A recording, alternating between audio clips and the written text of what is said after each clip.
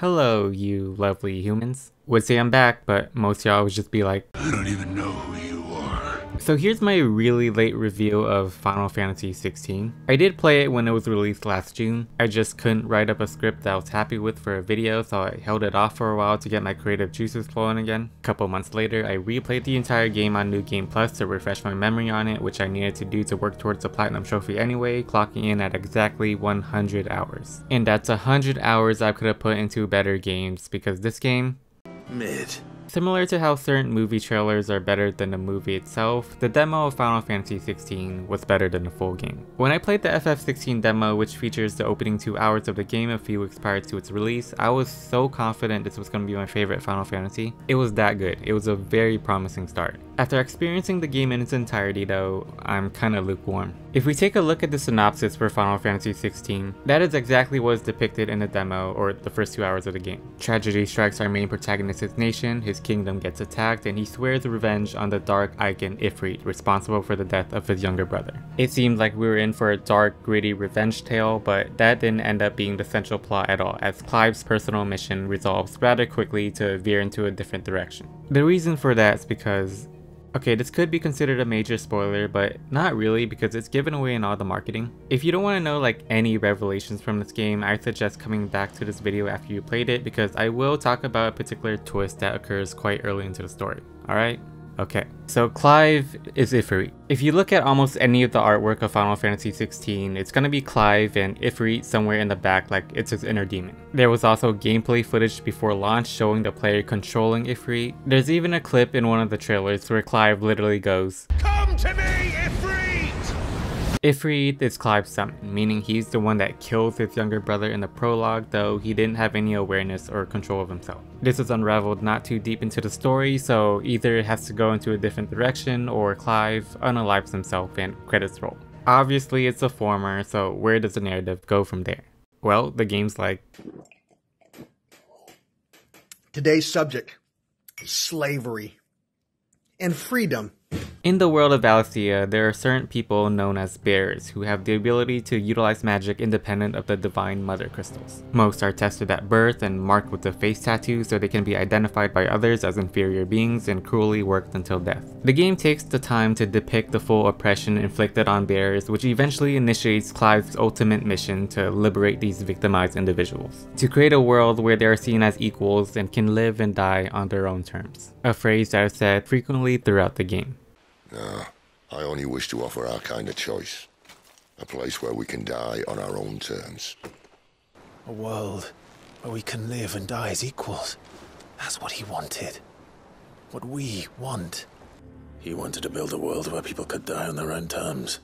Personally, I wasn't completely invested in this particular journey as it feels so disconnected from the prologue. I found our main character Clive going from this broody, tragic hero hell-bent on revenge to then someone aiming to end slavery to be such a drastic shift in direction that also creates some serious pacing issues. Not to mention that this goal eventually devolves into simply having to save the world because it turns out that the mother crystals that have been driving civilization by providing ether energy is actually draining it from the land, eventually rendering it completely inhabitable. So essentially, in order for our heroes to liberate the bears, they gotta stop the world from ending first, by destroying all the mother crystals scattered throughout the continent, facing various adversaries along the way. You will die by my hand, Rustfield. A few moments later.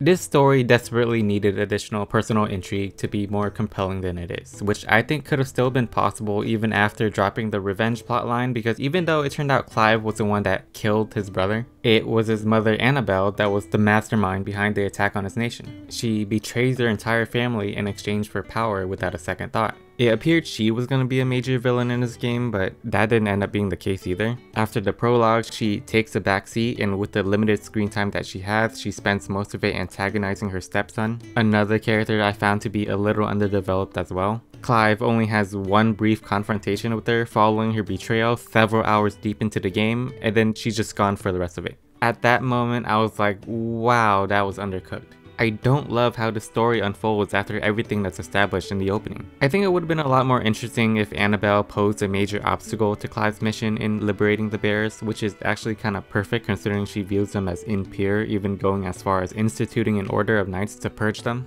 Clive would have to go up against his own mother, who deep down he always wanted approval from, but she couldn't care less about him. In fact, she sees him as a genetic defect who should have died at birth because he didn't end up being the dominant of his kingdom, the Phoenix. Dominants are people born with the ability to host an icon, which are the iconic summons. Each represents a particular nation, and this time around they're not entities that the characters call out to aid them in battle, but instead they transform into them. This character doesn't have Bahamut, he is Bahamut. As a huge Attack on Titan fan, I love this iteration. But anyway, to see that dysfunctional family dynamic between Clive and his mom present throughout the entire game would have given the story more emotional depth. To introduce some really interesting elements just to barely touch on them later made me kind of fall out of the story here. It simply has a recurring theme of attaining freedom, but doesn't present it in a way that's very compelling or thought-provoking. I definitely found the cast of characters to be more captivating than the story itself. Although most of them don't have strong, memorable arcs, they're all very likable.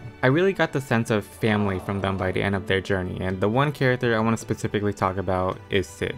This is by far the best Sid in Final Fantasy. A Sid has never been as prominent in a Final Fantasy story as this version. He's one of the first people to join Clive's friend circle, who leads a community that shelters bears and seeks to one day emancipate them as well. He's actually the one that recruits Clive into this cause. He's that kind of infamous outlaw character who has a lot of connections around the world. Characters would tell Clive about the first time they met him and how great he is. He's a charming man that has established a lasting legacy. The name Sid in this case carries so much weight, and not only with the Final Fantasy fans, but also with the characters in this world. Even though he doesn't have a substantial amount of screen time, he has a lingering presence throughout the entire game, unlike Annabelle. Could have easily been the best character in Final Fantasy 16 if it weren't for Torgal. Yep, I don't think I even need to explain why. I couldn't have made it this far without you, Torgal. Overall, we have some great characters in a serviceable narrative. Now, let's move on to the gameplay. Now feel good, boy.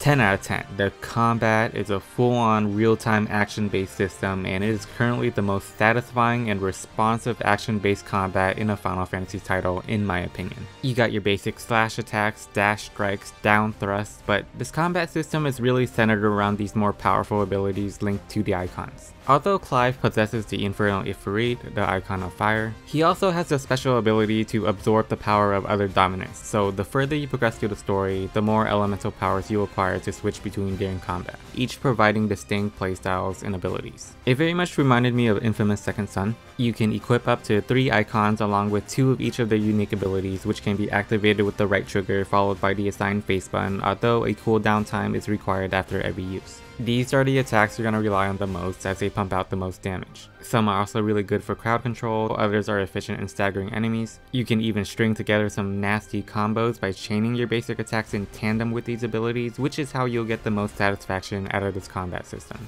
Now, another thing that dominants are capable of is tapping into their icon's power while maintaining their human form.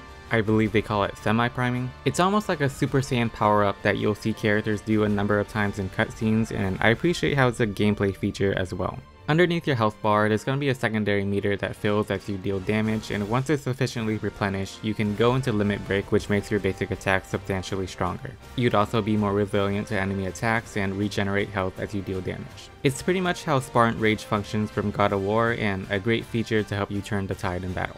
What made the combat for me though, it's a perfect dodge mechanic. Nothing makes me feel more badass than punishing enemies while evading their own attacks, and no other Final Fantasy has ever had a dodge and counter mechanic as smooth as this. Final Fantasy 15 had the warp dodge or something, but I recall it being quite gimmicky. It was a very situational and spontaneous action. Not something I was able to pull off consistently by command. Maybe I was just bad at that game, but here you just push the R1 button at the right moment and you're gonna feel like Houdini.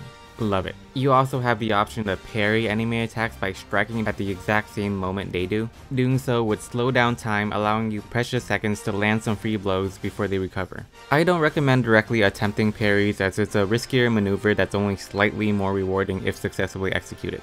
stick to dodging. You can still evade attacks failing to perfect dodge, but there's no room for error attempting a parry. It's a neat mechanic that you should only make the most out of whenever spontaneously triggered by just attacking. My only issue with the combat is the lack of strategy it demands. The enemy variety in Final Fantasy XVI does not encourage you to switch up your playstyle whatsoever. Once I discovered the icon abilities I was content with, I did not and didn't need to customize my setup for the rest of the game. It also didn't help that there aren't elemental weaknesses in this game, which I don't understand why weren't implemented. It was very odd to obliterate bombs with fire attacks. Having to be conscious of what abilities to use and not to use on particular types of enemies would have easily given this battle system just a little more depth to it. All in all though, the combat is fast-paced and gratifyingly visceral. Definitely one of Final Fantasy XVI's strong suits, and for me, the best action combat we've gotten from this franchise so far.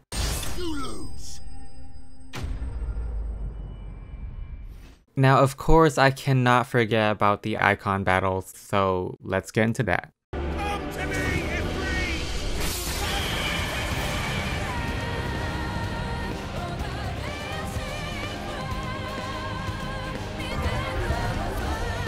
Now, producer Yoshi P in an interview once described Final Fantasy XVI as a playable Hollywood blockbuster, primarily due to these kaiju battles, and he was not wrong. The spectacle from these fights are out of this world. They are intense, exhilarating, and since the icons vary in size and capabilities, each Titan battle provides a distinct experience. They're hands down the best moments in the game. One of my favorite things to experience in video games is crazy, over-the-top cinematic action sequences, and this game definitely satisfied that desire. Really not much to say on this particular topic, it's just downright epic. Now, as a game with such high heights, however, it is also unfortunately one with some very low lows, and this is where we start to dive into the real negatives. Fuck! He's seen us. Final Fantasy XVI, while taking place in quite a large, stunning world, is disappointingly empty and lifeless. When you're out in the big open areas, there's nothing really to discover besides monsters to battle and shiny drops that grants you potions and inconsequential crafting material. There's no real sense of exploration from this game, which would likely prompt most players to just beeline for the main quest scenarios, making this feel very much like a linear experience. As for the quests themselves, they're not that great. The level design in this game is non-existent. Every single big siege moment or story-heavy mission just has you run down a linear area, fight whatever enemies get in your path until you reach a boss battle, cutscene, rinse and repeat. Now I know Final Fantasy XIII suffered this very same thing and I didn't complain about it there. The difference with 16 is that I waited a couple years and paid the full $70 for it, so I expect quality. I'm not here for mid. And to add on, a majority of the side quests are absolutely dog water. They make Clive, the man literally saving the world, a damn errand boy. It's a crapload of boring fetch quests derived from forgettable NPCs. Oh bother. Whatever am I to do now, Clive? About what? I've 2 dresses that need stitching, but I haven't got a scrap of linen. Those girls' rags are so threadbare. It's a wonder they don't fall to pieces. And we most certainly cannot have that. A certain amount of decorum must be maintained, even here at the hideaway. You wouldn't want the poor things going without decent clothes now, would you? There did not need to be 76 side quests. If you ask me, half of that's too much. Only a handful of these side quests are heartwarming and flesh out the world and characters in a meaningful way, and most of them occur towards the end of the game. It was after completing enough side quests that I also came to realize that the gameplay loop of Final Fantasy XVI only consists of 3 things: fighting enemies, picking up items, and talking to NPCs. The gameplay does not vary, ever, meaning that sometimes the main quests are just fetch quests as well. It was such a hard pill for me to swallow, but when this game is not being jaw-droppingly awesome, it is painfully uninspired, and more times than not. Just to give a general idea of my experience with Final Fantasy XVI, it was really just me apathetically playing the game for hours waiting for it to pop off, which it certainly did, especially with the icon battles, but of course I wish the quality was more consistent. One minute I was clashing with the Titan, and then the very next I was gathering materials because a character has to build a ship. Before wrapping this up, I want to quickly talk about New Game Plus. After beating the game once, you can replay the whole story again on Final Fantasy mode, which is essentially hard difficulty. In this difficulty, the ultimate weapon will be available to craft, but in order to acquire all the materials to craft it, you pretty much have to redo all the side quests. What? I thought half of the side quests were too much, and the game wants me to do all of them twice. Complete the game almost 2 times to wield the most powerful weapon. I was only able to use the ultimate weapon once against the final boss on my second playthrough, and I ain't playing this game for the 3rd time to test it out some more. As for the Final Fantasy mode itself, it's for the most part the exact same experience, only the enemies are spongier. I really don't like it when the harder difficulties are just like, oh, the enemies just take longer to kill. That's not challenging, that's just time consuming, and I didn't need this game to be longer than it already is. When this game came out, it was receiving like 8s and 9s across the board. For me, it's like a 6. That is still above average, I do remind you. But you know, when I think of all the great things about this game, I feel like that's too low and want to give it a 7. I'm between those two numbers, I don't know.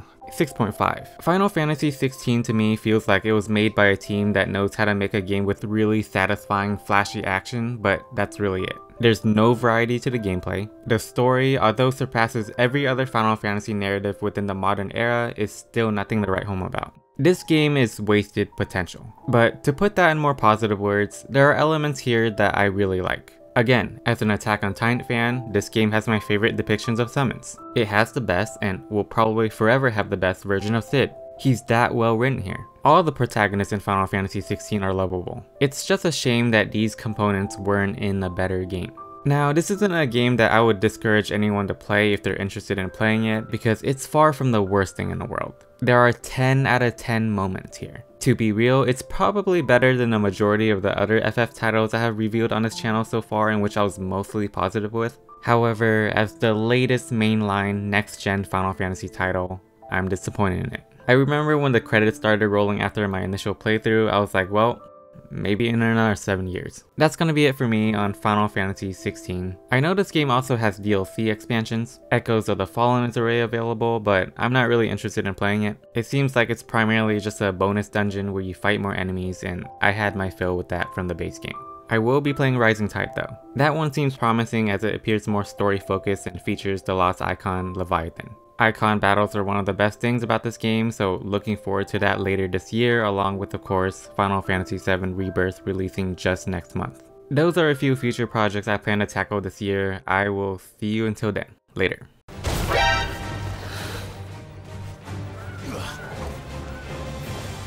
Bruh.